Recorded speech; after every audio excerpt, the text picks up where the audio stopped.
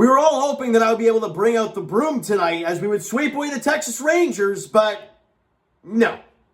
Did not happen this afternoon, and it was quite an ugly finish. This one started out spectacular. It looked like the Jays were going to run up the score and lay a beat down on the Rangers and go 3-0 on the season. Well, the Jays kind of pulled the Toronto Maple Leafs tonight, or this afternoon, really, as they blow a big lead and they lose 12-6 to the Texas Rangers and now fall to 2-1 on the season. But as I mentioned earlier, it started great. Bottom half of the first inning after Hyunjin Ryu had a great first inning for the Blue Jays, we go to the bottom half. And George Springer leads off with a Springer dinger, his first one of the season. And the Jays are in front 1-0 in the bottom half of the first. You're feeling great. Then a couple guys get on base. There's 2 on, 2 out for Matt Chapman. And he crushes one, a hang and break ball to straightaway center field. And it's gone. A 3-run bomb for Matt Chapman. His first as a Toronto Blue Jay. And the boys are now up 4-0. You're feeling fantastic here early on. Then after 1, you're doing great. Top half of the second inning, Nick Solak gets a solo bomb off of Ryu. No problem. He settles in. Gets the rest of the outs in the inning. No problem. Bottom half of the second inning, J.D. Jensen's like, I'm going to take that right back. Thank you. He hits a solo bomb of his own. And the Jays are now up, 5-1. And you're feeling fantastic, right? The boys are building on their lead. They got 5 runs through 2 innings. You're feeling fantastic. And then you go to the bottom half of the third inning, and Vladimir Guerrero Jr. comes up. And he gets, I want to say a hanging breaking ball, but even that's an understatement to how much of a hanger this thing was. As he crushes this ball to dead center, and it's way gone. It goes into the flight deck. An estimated, was it 467 feet, a career best, and an estimated an exit velocity of like 117.9, the biggest of his career. Like, this guy pasted this baseball. A solo bomb for Vladdy, and the Jays are up now 6-1. All right, you're feeling fantastic here. Bottom half of the third inning, you're feeling unbelievable. Ryu's gone 3 great innings. He had the solo shot, but other than that, he's been great. The offense has been phenomenal. And I got to be honest with you guys. So I was at the game today. Again, the final one I'll be at in a while, because these 3 have just tuckered me out. I missed the first 3 innings. Honestly, I had my drinks and I had my snacks heading to the seat when Vladdy hit that bomb. Then I sit down, and you guys know exactly where I'm going with this. The Rangers score 11 unanswered runs, and the Jays lose 12-6.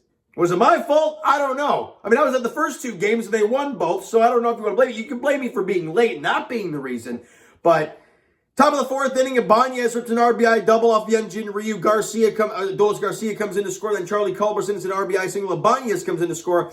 Jonah Heim hits an RBI single. Nick Solak comes in to score. And I believe, I don't know if it was off of that play, the Jonah Heim single, or it was a different play, but Ryu gets hit with the comebacker, and he leaves the game. Now, in my opinion, was that a mercy pulling, or was that him actually being hurt? Because it seemed like he was waving off the trainers initially. Obviously, it didn't happen, and he ends up leaving the game. In comes Julian Merriweather, because he was already warming up. So that's what it tells me. Was it kind of, okay, you're done, let's pull you from the game, or you're actually hurt, let's take you out?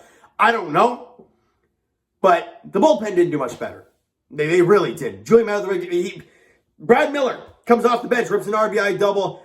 Jonah Heim and Charlie Culberson come in to score. Then Corey Seager comes up and rips an RBI single, and Miller comes in to score. And just like that, the 6-1 lead is gone. And the Jays now trail it 7-6. Not where you want to be. But it's a 1-run ball game. We've seen the Jays offense score at will. 1 run's not going to do anything. The problem, though, is when, and you guys, if you guys have watched my videos in the past, you'll know that when I say, when you score a lot of runs, you want a 0 in the next half inning to get your bats hot again. And what do? The Jays don't score in that the bottom half of that 4th inning after they score a 6th spot. And what do they do in the top half of the 5th inning? Well, Nathaniel Lowe. It used to be Nate Lowe, for some reason it's Nathaniel.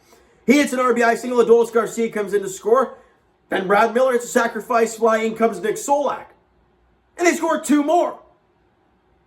Now you're down 9-6. Things are not looking good for the Blue Jays. Now you're only down 3 in the 5th inning. We've seen the Jays offense do their thing. But they don't get anything in the bottom half of the fifth, nothing in the bottom half of the sixth, and then the top half of the seventh is when anything, just the white flag gets thrown. Jonah Heim hits a 2-run shot down the left field line. Solak scores on the play. It's now 11-6. Then Brad Miller hits a solo bomb. It's 12-6. And it's over. Jays, their at-bats got a little shaky. You look at the ninth inning, right? You had Tapia get on, and you saw Biggio get hit by a pitch, and he got on. And if Jansen got on base that next at-bat, he actually hit a ball to the warning track. But if he got on base, bases loaded, nobody out, top of shop up. Like, hello, this is asking for some trouble. Jansen gets out, then Springer gets out, Bo Bichette gets out, ball game over, done. Look, not a great game. These games are going to happen. And Jays fans, we got to remember, this is why they have spring training so long, right? We always say, oh, spring training's forever, it takes so long. But it's for pitching staffs like this. Like, Barrios did what he did in game one, which was not very good. You know, Gausman was decent yesterday, but wasn't great. And Ryu today was great through 3. But obviously left the game in the 4th inning and was not good in that 4th inning and really struggled. So that's why offenses have been so prolific so far in the season, is because the pitching staff is just not ready for it. So it's going to take some time.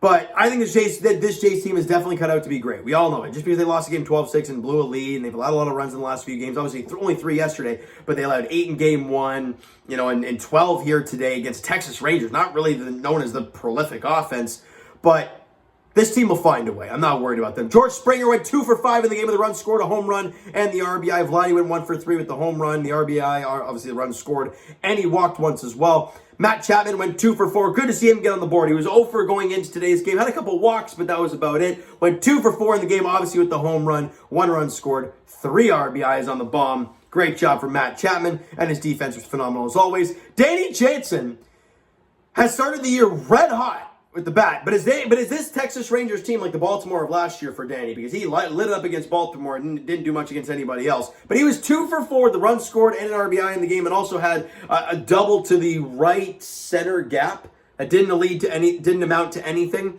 So I thought he played great today. Now let's get to the pitching staff, where things weren't great. Now, obviously, these are not your high leverage guys. They're not your Romanos, your Simbers, your Richards, you know, your Jimmy Garcias.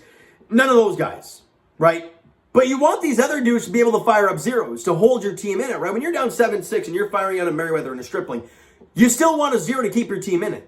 You didn't get that, right? Ryu went 3 1/3, allowed 5 hits, 6 runs. Obviously, you know, Merriweather didn't help his cause when he came into the game, but allowed 1, or no, where are we here? 6, yeah, so 6 runs, struck out 4, and walked 2? I don't know why I wrote a 4 down. I'm out to lunch half the time here, guys. So I apologize. Julian Merriweather came into the game, went 2/3 of an inning, allowed 1 hit, and they allowed a run and 2 strikeouts. So again, you know, not the greatest outing for Julian Merriweather. The inherited runners coming into scoring. Those are things when you come in with a guy with his quality of stuff, you want to be able to get out of tough situations, and obviously that didn't happen. Ross Stripling went an inning, allowed 1 hit, 2 runs, walked 3. I mean, he really struggled in his one inning of work, and that was, I believe, in that top half of the 5th inning. And then David Phelps went out there, went an inning in the 3rd, allowed one run, had 2 strikeouts and a walk. So he did just fine. Taylor Saucedo, yeah, wasn't very good. It was not very good whatsoever. He went 2/3 of an inning, allowed 3 hits and 2 runs. So again, your bullpen just not doing it for you. And Trent Thornton, the only guy out of the pen who didn't allow anything, went 2 innings, 2 strikeouts, 1 walk, no hits, no runs allowed. So he did a good job kind of closing the game out in the 8th and the 9th inning. But overall, the Blue Jays just didn't get it done. Didn't get it done. And now they head to New York to take on the Yankees. And game 1 goes tomorrow night. It's a Monday night start for the Blue Jays and the Yankees. I believe it's a 7:05 first pitch or 7:07 first pitch there at Yankee Stadium. Alek Manoah gets the ball for the Blue Jays, and Jameson Taillon on the mound for the Yankees in game 1. Look, Alek Manoah, just bought your jersey, and I saw a lot of the comments, and I'm actually going to do this. In tomorrow's video, no matter what he does, I will be wearing that jersey, his jersey, in that video. And obviously, we'll play superstitions throughout the year, right? If a team's not playing very well, this and that. I'll fire his jersey on to the Bautista All-Star Game jersey. Obviously, we know how that run went last season. So we'll play it by ear, Jays fans. But obviously, tomorrow he gets the start against the New York Yankees at Yankee Stadium. All right. So you know what, Jays fans? That is going to do it for this one. If you enjoyed the video and really not anything past the third inning today, smack the like button. Do appreciate that. That subscribe button is not already. Comment down below thoughts on the video, thoughts on the game, what you like, what you not like from today's game for the Toronto Blue Jays. Twitter link is down below. So follow us on Medium. Do all that great stuff. The Instagram link is also down below. So follow up there if you guys have not done so already. And I will talk to you guys Leafs edition. Okay, who the heck do they play next? Who do the Leafs play next? They played Montreal on Saturday. They played Tuesday. I don't know. Either way, they're in action in the next couple days. It doesn't really matter. The Leafs, they've clinched their playoff spot. Boston lost tonight to the Capitals, so the Leafs are in great shape when it comes to that. They just got to keep doing their job. Oh, Buffalo Sabres Tuesday night at home. I believe that's the case. I believe it's Sabres in Toronto on Tuesday. And as for the Toronto Raptors, I'll tell you this very shortly, Raptors edition. It's not going to be a very long video. Raps play the Knicks. They lost to New York. No Pascal, no Fred. Whatever. They lost by 11. It doesn't matter. We know who we're playing in the first round. We'll get to that shortly. And as for the Toronto Blue Jays, as I mentioned, their next contest is tomorrow night in the Bronx, in New York, as the Blue Jays take on the Yankees in game one of the 3-game set there. Is it 3 or 4? Either way, a series at Yankee Stadium. Alek Manoah gets the ball for the Blue Jays. Jameson Taillon gets the ball for the Yankees in game one. All right, so thank you guys so much for listening and watching. I hope you enjoyed the video, and nothing past the third inning. We'll talk to you guys then.